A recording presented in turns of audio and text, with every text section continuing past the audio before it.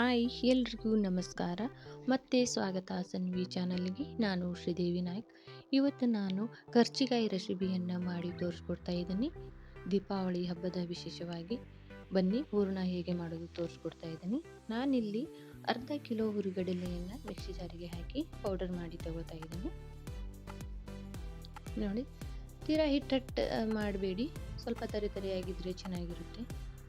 ಅದೇ ರೀತಿ ಅರ್ಧ ಕೆಜಿ ಶೇಂಗಾವನ್ನು ಕೂಡ ನಾನು ಮಿಕ್ಸಿ ಜಾರಿಗೆ ಹಾಕಿ ಪೌಡರ್ ಮಾಡಿ ತಗೋತಾ ಇದ್ದೀನಿ. ಶೇಂಗಾವನ್ನು ನಾನು ಹುದ್ದು ತಗೊಂಡಿದ್ದೀನಿ. ಇದು ಕೂಡ ತರಿಯಾಗಿ ಇರಲಿ. ಸ್ವಲ್ಪ ಶೇಂಗಾ ಮುದ್ದೆ ಆಗುತ್ತೆ, ಅದನ್ನು ಸ್ವಲ್ಪ ಒಡೆದು ನೀಟಾಗಿ ಮಿಕ್ಸ್ ಮಾಡಿಕೊಳ್ಳಿ. ನಂತರ 2 ಗ್ರಾಮಷ್ಟು ನಾನು ಬಿಳಿ ಎಳ್ಳನ್ನು ಹುರಿದು ಹಾಕಿಕೊಳ್ತಾ ಇದ್ದೀನಿ. ಅದೇ ರೀತಿ 2 ಗ್ರಾಮಷ್ಟು ಒಣ ಕೊಬ್ಬರಿಯನ್ನು ತುರಿದು ಹಾಕಿಕೊಳ್ತಾ ಇದ್ದೀನಿ.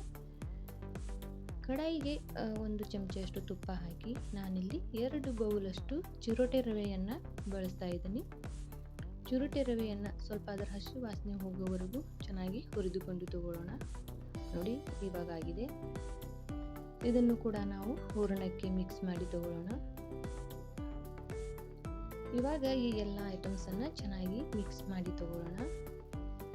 ಗಂಟಿದ್ರೆ ಕೈಯಿಂದ ಒಡೆದು ನೀಟಾಗಿ ಮಿಕ್ಸ್ ಮಾಡಿ ತಗೊಳ್ಳಿ. ನಾನಿಲ್ಲಿ ಬೆಲ್ಲವನ್ನು ಹಾಕಿಕೊಳ್ತಾ ಇದ್ದೀನಿ.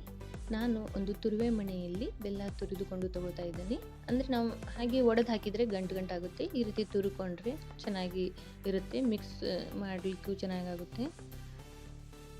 ನೀವು ಬೇಕಿದ್ರೆ ಸಕ್ಕರೆ ಕೂಡ ಹಾಕ್ಬೋದು. ಸಕ್ಕರೆಯನ್ನು ಮಿಕ್ಸಿ ಜಾರಿಗೆ ಹಾಕಿ ಪೌಡರ್ ಮಾಡಿ ತಗೋಬೇಕಾಗುತ್ತೆ. ನನಗೆ ಸ್ವಲ್ಪ ಬೆಲ್ಲದ ಐಟಮ್ಸೇ ಇಷ್ಟ, ಹಾಗಾಗಿ ನಾನು ಬೆಲ್ಲ ಹಾಕಿಕೊಳ್ತಾ ಇದ್ದೀನಿ. ಬೆಲ್ಲನ ಹೂರಣದ ಜೊತೆ ಚೆನ್ನಾಗಿ ಮಿಕ್ಸ್ ಮಾಡಿ ತಗೊಳ್ಳೋಣ. ನಿಮಗೆ ಡ್ರೈ ಫ್ರೂಟ್ಸ್ ಇಷ್ಟ ಇದ್ದರೆ ಸಣ್ಣದಾಗಿ ಡ್ರೈ ಫ್ರೂಟ್ಸ್ಗಳನ್ನು ಕಟ್ ಮಾಡಿ ತುಪ್ಪದಲ್ಲಿ ಹುರಿದು ಕೂಡ ನಾವು ಮಿಕ್ಸ್ ಮಾಡ್ಕೊಳ್ಬೋದು. ಟೇಸ್ಟ್ ತುಂಬ ಚೆನ್ನಾಗಿರುತ್ತೆ. ನೋಡಿ, ಇವಾಗ ರೆಡಿಯಾಗಿದೆ. ಬನ್ನಿ ಇವಾಗ ಹೋಳಿಗೆ ಹೇಗೆ ಮಾಡೋದು ನೋಡೋಣ. ನಾನಿಲ್ಲಿ ಸಣ್ಣ ಉಳ್ಳೆಗಳನ್ನು ಮಾಡಿ ತಗೊಳ್ತಾ ಇದ್ದೀನಿ. ಮೊದಲಿಗೆ ಒಂದು ಪ್ಲೇಟಿಗೆ ತಗೊಂಡು ಇವಾಗ ಒಂದೊಂದೇ ಉಳ್ಳೆಯನ್ನು ಲಟ್ಟಿಸಿ ತಗೊಳ್ಳೋಣ. ನಿಮಗೆ ಯಾವ ಶೇಪಿಗೆ ಬೇಕು ನೋಡಿ ಅದೇ ರೀತಿ ಮಾಡಿ ತಗೊಳ್ಳಿ. ನಾನಿಲ್ಲಿ ಉದ್ದುದ್ದಾಗಿ ಲಟ್ಟಿಸಿ ತೊಗೊಂಡಿದ್ದೀನಿ. ನಿಮಗೆ ರೌಂಡಾಗಿ ಬೇಕಂದರೆ ರೌಂಡಾಗಿ ಕೂಡ ಲಟ್ಟಿಸ್ಕೊಳ್ಬೋದು. ನಾನಿಲ್ಲಿ 2 ಎಲೆಯನ್ನು ತುಂಬಿಕೊಳ್ತಾ ಇದ್ದೀನಿ.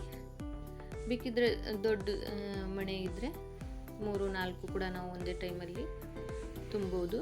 ಮಧ್ಯ ನಾವು ಹೂರಣವನ್ನು ತುಂಬಿ ಅದರ ಎಡ್ಜಸ್ಸಿಗೆ ನೀರನ್ನು ಹಚ್ಚಿಕೊಳ್ಬೇಕಾಗತ್ತೆ. ಯಾಕೆ ಅಂದರೆ ನಾವು ಎಣ್ಣೆಯಲ್ಲಿ ಕರಿಯುವಾಗ ಬಾಯಿ ಓಪನ್ ಆಗಬಾರ್ದು ಅನ್ನೋ ಉದ್ದೇಶಕ್ಕೆ. ನಾನಿಲ್ಲಿ ಒಂದು ಡಿಸೈನಿನ ಸ್ಪೂನಿಂದ ಕಟ್ ಮಾಡಿ ತಗೊಳ್ತಾ ಇದ್ದೀನಿ. ಎಲ್ಲ ಒಂದೇ ಶೇಪಿಗೆ ಇರುತ್ತೆ, ನೋಡಲಿಕ್ಕೂ ಕೂಡ ಚೆನ್ನಾಗಿ ಕಾಣುತ್ತೆ ಅನ್ನೋ ಉದ್ದೇಶಕ್ಕೆ. ನಿಮ್ಮ ಹತ್ರ ಈ ಥರ ಚಮಚೆ ಇದ್ದರೆ ಕಟ್ ಮಾಡಿ, ಇಲ್ಲಾಂದರೆ ಹಾಗೆ ಡೈರೆಕ್ಟಾಗಿಯೂ ಕೂಡ ನಾವು ತುಂಬಿ ಫಿನಿಶಿಂಗ್ ಕೊಡ್ಬೋದು. ಅದೇ ರೀತಿ ನಾನು ಎಲ್ಲವನ್ನು ತುಂಬಿ ಕಟ್ ಮಾಡಿ ತಗೊಳ್ತಾ ಇದ್ದೀನಿ. ಕಟ್ ಮಾಡಿದ ಉಳಿದ ಹಿಟ್ಟು ಕೂಡ ನಾವು ಮತ್ತೆ ಅದನ್ನು ಸ್ವಲ್ಪ ನೀರು ಹಚ್ಚಿ ನಾದಿ ಮತ್ತೆ ರೆಡಿ ಮಾಡ್ಬೋದು. ಅದೇನು ವೇಸ್ಟ್ ಆಗೋದಿಲ್ಲ.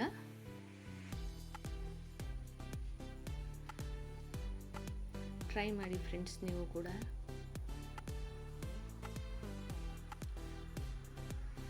ಎಣ್ಣೆ ಕಾದಿದೆ. ನಾನಿಲ್ಲಿ ಎಣ್ಣೆಯಲ್ಲಿ ಮೊದಲಿಗೆ ಸ್ವಲ್ಪ ಉಪ್ಪನ್ನು ಹಾಕಿಕೊಳ್ತಾ ಇದ್ದೀನಿ. ಯಾಕಂದರೆ ನಾವು ಕರಿಯೋ ಐಟಮ್ಸ್ ಏನೇ ಇದ್ದರೂ, ಪುರಿ ಆಗಲಿ ಅಥವಾ ಕರ್ಜಿಗೆ ಆಗಲಿ ಏನೇ ಕರಿದ್ರೆ ನಾವು ಅದರ ಎಣ್ಣೆಯಲ್ಲಿ ಸ್ವಲ್ಪ ಮೊದಲಿಗೆ ಉಪ್ಪು ಹಾಕಿಕೊಳ್ಬೇಕಾಗತ್ತೆ. ಅಂದರೆ ಜಾಸ್ತಿ ಎಣ್ಣೆ ಹೀರ್ಕೊಳ್ಳಲ್ಲ. ಇಲ್ಲ ಅಂದರೆ ಎಣ್ಣೆ ಇರುತ್ತೆ. ಈ ಥರ ಉಪ್ಪು ಹಾಕಿಕೊಂಡ್ರೆ ಯಾವುದೇ ರೀತಿ ಎಣ್ಣೆ ಮೇಲೆ ಕಾಣಿಸೋದು ಇಲ್ಲ, ನಮಗೆ ಫುಲ್ ಡ್ರೈ ಇರುತ್ತೆ. ಟ್ರೈ ಮಾಡಿ, ಇದೊಂದು ಟಿಪ್ಸ್ ಅಂದ್ಕೊಳ್ಳಿ, ಚೆನ್ನಾಗಿರುತ್ತೆ. ನಾನಿಲ್ಲಿ ಸ್ವಲ್ಪ ಬ್ರೌನಿ ಕಲರಲ್ಲಿ ಮಾಡಿ ತಗೊಳ್ತಾ ಇದ್ದೀನಿ. ನಿಮಗೆ ವೈಟ್ ಬೇಕಿದ್ರೆ ವೈಟ್ ಕೂಡ ಚೆನ್ನಾಗಿರುತ್ತೆ.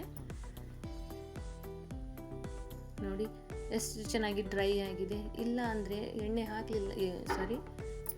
ಉಪ್ಪು ಹಾಕಲಿಲ್ಲ ಅಂದರೆ ಎಣ್ಣೆ ಕಾಣಿಸುತ್ತೆ, ಕೈಗೂ ಕೂಡ ಎಣ್ಣೆ ಹತ್ಕೊಳ್ಳುತ್ತೆ. ನಾನು ಇವಾಗೆಲ್ಲವನ್ನು ಕರೆದು ರೆಡಿ ಮಾಡಿ ಸರ್ವ್ ಮಾಡ್ಕೊಳ್ತಾ ಇದ್ದೀನಿ. ಮಕ್ಕಳಿಗೂ ಕೂಡ ತುಂಬ ಇಷ್ಟ ಆಗುತ್ತೆ ಕರ್ಜಿಕಾಯಿ. ಮತ್ತು ನಾವು ಸುಮಾರು ಒಂದು 20ರಿಂದ 1 ತಿಂಗಳವರೆಗೂ ಕೂಡ ನಾವು ಸ್ಟೋರ್ ಮಾಡ್ಬೋದು.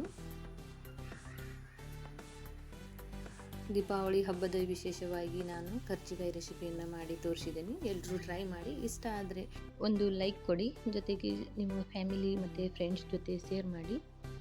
ಮತ್ತು ಯಾರೆಲ್ಲ ನನ್ನ ಚಾನಲ್ನ ನೋಡ್ತಾ ಇದ್ದೀರಾ ಎಲ್ಲರೂ ಸಬ್ಸ್ಕ್ರೈಬ್ ಮಾಡಿಕೊಳ್ಳಿ. ಹಾಗೆ ಪಕ್ಕದಲ್ಲಿರುವ ಬೆಲ್ ಐಕನ್ನು ಕೂಡ ಪ್ರೆಸ್ ಮಾಡಿ. ನಾನು ಯಾವುದೇ ಹೊಸ ವಿಡಿಯೋ ಹಾಕಿದರೆ ನಿಮಗೆ ಡೈರೆಕ್ಟಾಗಿ ನೋಟಿಫಿಕೇಷನ್ ಬರುತ್ತೆ. ಹಾಗೆ ಎಲ್ಲರಿಗೂ ದೀಪಾವಳಿ ಹಬ್ಬದ ಹಾರ್ದಿಕ ಶುಭಾಶಯಗಳು. ಮತ್ತೆ ಸಿಗೋಣ ಬೇರೆ ರೆಸಿಪಿ ಒಂದಿಗೆ. ಅಲ್ಲಿವರೆಗೂ ಎಲ್ಲರಿಗೂ ಬಾಯ್. Thank you.